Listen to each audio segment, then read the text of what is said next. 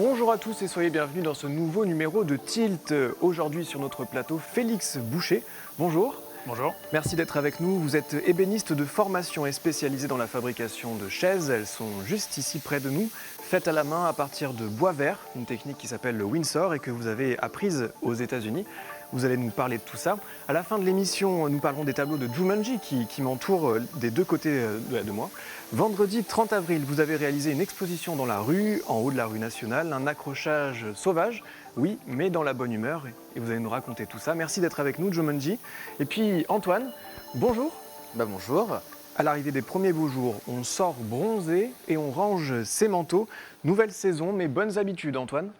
C'est ça, aujourd'hui et toute la semaine, normalement, on a un super temps. Et du coup, on va commencer à enlever ses affaires d'hiver et on va ressortir ses affaires d'été. Donc, quelques petits conseils pour justement réarranger votre armoire. Tout d'abord, on va remiser le bon vieux manteau d'hiver. Est-ce qu'on le range directement comme ça? Bien sûr que non. On va commencer par aller l'emmener au pressing. Tout simplement parce qu'il a été utilisé pendant 6 mois. Il y a eu les bactéries, il y a eu les taches, il y a eu le Covid aussi, tout simplement. Et donc, du coup, on pense à l'emmener au pressing. Ça lui donne un coup de frais. Et on le range, si on peut, dans une belle housse à vêtements dans son placard. Et on pense à faire la même chose avec les gants, les bonnets, les écharpes, tout ce qui peut avoir des petites bactéries et surtout tout ce qui a pu servir tout l'été, enfin tout Si l'hiver. on les range dans son tiroir et puis on attend un peu 6 mois, ça va. C'est moins bien. Toujours penser à essayer de le mettre dans des sacs. Au moins, en fait, ça capture l'air et sinon, il peut y avoir les mites et tout ce genre de petites affaires. Et à la fin, vous retrouvez vos affaires en hiver complètement trouées et avoir tout à racheter. Donc, on évite. Et bien sûr, on va commencer à sortir les vêtements d'été. Dans ces cas-là, on va mettre des vêtements qu'on n'a plus mis depuis 6 mois. Donc, on sort tout. Et on fait une séance d'essayage. Comme ça, on peut voir qu'est-ce qui nous va encore, qu'est-ce qui nous va plus, qu'est-ce qui nous plaît encore, qu'est-ce qui ne nous plaît plus. En fait, on va pouvoir tout retrier. Bien sûr, on ne jette pas, on ne jette jamais ces vêtements parce qu'elles peuvent toujours être utilisées. Alors on pense tout d'abord à la famille, on pense aux petits frères, aux petites sœurs, aux nièces, aux neveux. Mais on peut aussi les donner et notamment les donner à l'association Active. Active qui est à la riche, qui récupère les vêtements, qui les redonne aux personnes qui en ont besoin ou alors tout simplement qui les transforme. Il les transforme en chiffon. Système circulaire, donc c'est local Active. Hein. Le Active, c'est local, c'est un système circulaire, ça permet en fait, ça donne de l'emploi, ça donne des vêtements, c'est vraiment une très bonne initiative et au moins ça permet d'avoir de nouveaux vêtements quand on en cherche. Surtout, on n'hésite pas, on fait bien sûr un très grand rangement, tout ce qui est vêtements d'hiver, on y met hors d'atteinte parce qu'on va plus vite utiliser, hein, il va faire beaucoup trop chaud et on les réorganise dans notre armoire pour avoir à portée de main tout ce qu'on va utiliser toute l'année. Et on espère pouvoir bientôt les réutiliser quand même sur les bords de Loire et à la guinguette. Ok Antoine, est-ce qu'il y a autre chose, une autre astuce que tu voudrais nous donner? On pense aussi à tout ce qui est chaussures. Chaussures, souvent, on en a plein et les sacs aussi. Alors surtout, on enlève tout ce qui est en trop, on donne ce qui est en trop et les chaussures, on en prend soin, on regarde s'il n'y a pas des trous, on retire les chaussures, on change les lacets parce qu'avec le temps, ça s'abîme, ça s'use. Souvent, On ils peut cassent. donner les chaussures ou ça se fait pas? Alors, ça se fait de plus en plus, mais il faut quand même avoir un certain état. Si votre semelle est complètement mangée, si elles sont trouées, etc., on évite tout simplement parce que les pieds, c'est quand même très important servira à pour rien. tout le reste de la santé. Et donc, si on a les pieds qui commencent à prendre l'eau, etc., on prend très vite froid. Bon, merci à toi Antoine, direction le de pressing rien. pour tous les trois de la fin de cette émission. Merci beaucoup. Félix, alors vous fabriquez des chaises, vous les faites entièrement à la main, c'est-à-dire qu'il n'y a aucune machine, aucune Alors, intervention de machine. Il y a un peu quand même d'électricité, mais la plupart se fait avec des outils manuels, des outils coupants en fait. Et justement, on garde l'aspect finition coupé plutôt qu'on n'utilise pas en fait d'abrasif, de D'accord. papier ponce et tout. Pour garder le côté un peu authentique. Donc technique Windsor qui en gros est utilisée principalement aux États-Unis, même si à la base ça vient d'Angleterre, c'est ramené par les premiers colons. Qu'est-ce que c'est que cette technique? Alors donc Windsor, c'est un style avant tout, et donc c'est aussi un principe de construction. Ouais. Qui consiste à ce que toutes les pièces se rassemblent vers l'assise, qui est la pièce structurante. D'accord. Et donc cette chaise, elle est faite à partir de bois vert. Bois vert, c'est un bois qui n'a pas été séché. Il est vert pour plusieurs raisons. La première, c'est qu'il va être plus facile à fendre. Et donc Vous allez prendre un arbre que vous avez coupé dans la forêt sans attendre de le sécher. Vous le travaillez déjà. C'est ça directement. Ouais. Et en fait, on le fend le long de la fibre. Ça permet de garder intacte la structure originale du bois. On ne vient pas en fait scier en travers, on vient vraiment fendre le long de la fibre. Suivre dans la longueur C'est ça. où l'arbre a poussé, ça apporte quoi comme Ça apporte technique une solidité. On peut aussi obtenir des pièces plus fines, donc plus souples. En fait, pour une chaise, c'est intéressant, c'est plus confortable. C'est aussi plus léger.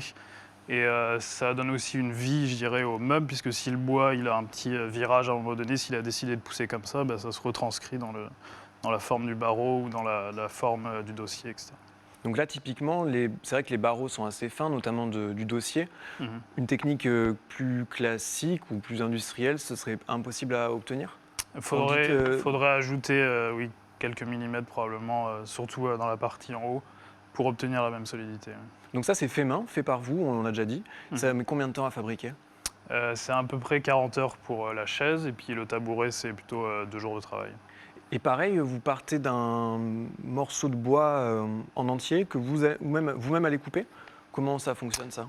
J'ai plusieurs sources pour récupérer du bois. Je travaille beaucoup avec les élagueurs ou avec des gens qui font du bois de chauffage et qui me gardent les morceaux qui pensent être les plus adaptés à mon activité. Et puis moi, je vais voir et puis Donc vous partez de grumes quand même, hein, de gros morceaux. Oui, de grumes de bois. Ouais. Donc vous êtes du côté de Valère, Mhm. donc c'est proche d'Azel-Rideau, si je ne me trompe pas. Oui. C'est pas très longtemps que vous êtes revenu parce que votre histoire commence aux États-Unis. Mhm. Vous êtes ébéniste de formation, vous êtes formé à Montréal. Oui. Et puis vous êtes spécialisé dans la fabrication de chaises aux États-Unis. Alors racontez-nous, comment ça s'est fait? Alors en fait, mon projet final à l'école, c'était 2 chaises. Et là, je me suis vraiment passionné pour la construction des chaises. Je trouve que c'est vraiment excitant en fait quand on fait le prototypage de ne pas savoir jusqu'à la fin si elle va être confortable ou pas. Ouais. Et ce qui est en fait ce qu'on veut d'une chaise, c'est quand même qu'elle soit confortable. Et en parallèle de ce projet-là final, j'ai été tiré au sort pour faire une mini-recherche sur le style Windsor. Et donc je me suis vraiment passionné pour cette technique-là. Et puis j'ai contacté 2 personnes aux États-Unis, notamment George Sawyer, qui est la personne avec qui j'ai appris dans le Vermont pendant 15 mois, qui m'a reçu les bras ouverts. Et c'était une très belle expérience. Donc là, vous avez passé 5 ans dans le Vermont, 15 mois. 15 mois. Mais ça fait 5 ans que vous étiez aux États-Unis, si je m'abuse. En fait, j'ai passé 3 ans et quelques à Montréal pour ma formation, et puis ensuite 1 an et demi aux États-Unis. D'accord, ok. Et ça apporte aussi de la souplesse, vous me disiez, parce que vous dites que c'est solide, mais c'est aussi de la souplesse quand on s'assoit, il y a une sorte de rebond. C'est ça l'idée, Ouais. c'est ça qu'on recherche? C'est ça, c'est pas rigide, quoi. Surtout au niveau du dossier, la finesse des barreaux permet vraiment, donne vraiment de la souplesse, et puis aussi le fait de travailler le bois vert, ça permet d'obtenir des cintrages, comme sur le dossier, beaucoup fin. plus facilement.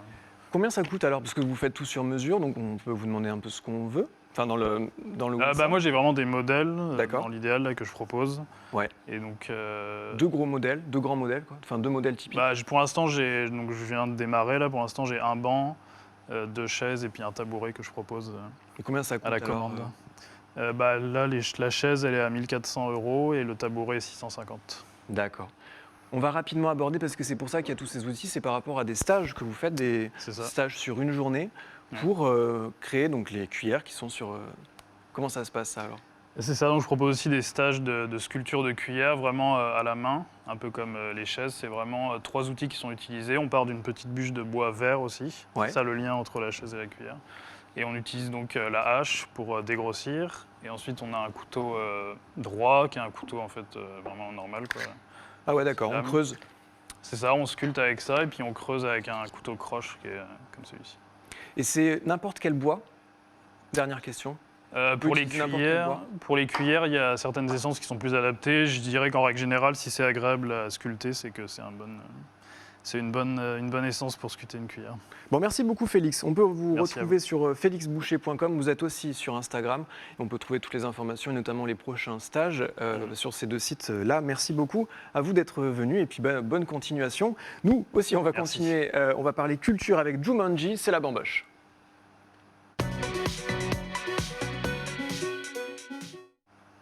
Bon, ils sont pas mal du tout, vos 2 tableaux. En tout cas, moi, j'aime bien. Merci. Les tableaux qu'on a pu voir sur le haut de la rue nationale sont beaucoup plus petits, mais dans le même esprit, c'est vous qui les avez faits. Hein, et vous m'avez dit, il y en avait combien qui étaient exposés? 35. 35. 35, ouais. Donc vous avez produit spécialement pour cet événement. C'est ça, hein, ce qui s'est C'est passé? ça, ouais. D'habitude, je travaille beaucoup plus sur des gros formats. Là, pour l'occasion, comme les tableaux étaient offerts, j'ai pris les plus petits formats. Mais oui, sinon, que du gros format en général. Après, sur commande, je fais... Puis vous vous êtes dit, je vais aller sur le haut de la rue nationale et puis je vais installer mes tableaux et les donner à qui veut. Voilà, parce que j'ai toujours été inspiré par le street art et ce qui se passe un peu dans la rue. Et le titre de cette expo, c'était « Pourquoi se contenter d'un musée ?» Et je trouve que ça résume un peu tout ça, parce que les tableaux, c'est pas forcément ce qu'on peut trouver dans la rue. Et en même temps, on peut faire passer beaucoup de messages dans nos rues si on regarde un peu tout ce qui peut être écrit. Et le contraste entre tout ça était cool. Et puis ce qui se passe en ce moment aussi, tout est fermé, il y a Ouais. plus on n'a plus accès à la culture, donc c'était un bon moyen de On est remettre entre, ça aux yeux des gens, quoi. on est entre le street art et la performance en fait. C'est ça. Un peu C'est ça, c'est entre les deux. Comment ça s'est passé alors? Bah écoutez, moi je suis arrivé très tôt le matin. J'ai tout placé, donc tout était accroché avec du double face pour éviter de faire des trous, pour respecter au maximum. Ouais. Et puis après, les gens, c'était au bon vouloir des gens. Il y en a qui s'arrêtaient, il y en a qui levaient pas les yeux de leur téléphone en passant. C'était Justement, vous avez eu des bons retours. En tout cas, Oui, tout oui, est oui. parti. Donc, oui, c'était super cool. Les gens étaient réceptifs. Et puis ça manquait aux gens, hein. On a eu beaucoup de bons retours là-dessus. Les gens nous le disaient, ça donne de la bonne humeur. C'était hyper intéressant de voir comment les gens réagissaient. Il y en a qui s'arrêtaient, il y en a qui demandaient, sachant que j'avais pas du tout dit que c'était gratuit. Donc il y en a qui s'arrêtaient, qui me demandaient s'ils pouvaient l'acheter. Donc moi je disais non, c'est totalement gratuit. Après il y en a qui donnaient un petit don pour le... symboliquement. Voilà, symbolique. Ouais. Et puis voilà. Voilà. Vous Après, étiez deux, hein, donc c'était votre idée. Ouais. Comment vous l'avez eu cette idée? Je vous dis, en passant dans la rue, je me suis dit, ça faisait un moment que je voulais exposer. Et puis je me suis dit, ouais, pourquoi je me contenterais d'un musée en fait. Donc je vais me lancer et puis on verra ce que ça donne. Donc j'ai fait une petite vidéo avec un ami à moi qui est vidéaste. Et puis j'ai balancé ça sur Instagram et puis ça a pris une grosse ampleur. Et puis du coup, je me suis lancé parce que j'avais plus trop le choix. Donc, Vous donc étiez je l'ai engagé. fait. Bon, bah maintenant que Voilà. j'y vais. Voilà. Mais ouais, non, c'était vraiment une super aventure, c'était cool. Bah ouais, ça a l'air sympa parce que alors vous êtes artiste peintre, photographe aussi, mais votre premier métier c'est la pâtisserie, Ouais. restaurateur. Enfin là vous aviez du temps libre, c'est un peu Ouais. aussi pour ça que Ouais, vous êtes. je suis en intersaison, donc Ouais. après la peinture et la photo, j'en fais un peu toute l'année, mais mon atelier il est chez mes parents, donc forcément quand je reviens ici, je peux un peu plus m'y mettre. Et puis Tours, ça reste ma ville natale, donc Votre ville de base. Voilà. Qu'est-ce que vous faites, enfin, dans votre peinture, qu'est-ce que vous faites, qu'est-ce que vous recherchez? pas grand-chose. Disons que je retransmets mes émotions. Il y a un peu de tout. C'est des grosses parties de moi.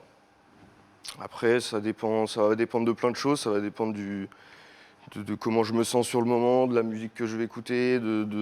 Ça dépend de plein de choses. Bon, on le précise quand même, c'est des one-shots, vous le faites une Ouais. fois et vous vous arrêtez pas jusqu'à ce que ce soit fini. Voilà. Vous ne laissez pas reposer. Non, Donc c'est juste Non, une impression, une émotion sur le C'est sur ça. le moment, quoi. c'est ça. Tant que je suis pas satisfait, je recommence ou je rajoute ou j'efface et voilà. Où est-ce qu'on peut voir votre travail? Sur Instagram. Ouais, c'est quoi le nom d'adresse? @galerie.fleurdelys tout attaché. Galerie.fleurdelys sur Instagram. Voilà. Ce sera le mot de la fin pour vous. Merci à tous les trois d'être venus. On va déjà conclure l'émission, ça passe assez vite. Merci Félix d'être venu nous voir. J'espère que ça va continuer. J'espère qu'on pourra venir vous voir en direct. Merci pour cette initiative, pour cette idée. Merci à vous. Merci à toi Antoine d'être venu nous proposer tes solutions. Merci à l'équipe technique également. Merci à vous tous et à bientôt pour un nouveau Minitil. Salut.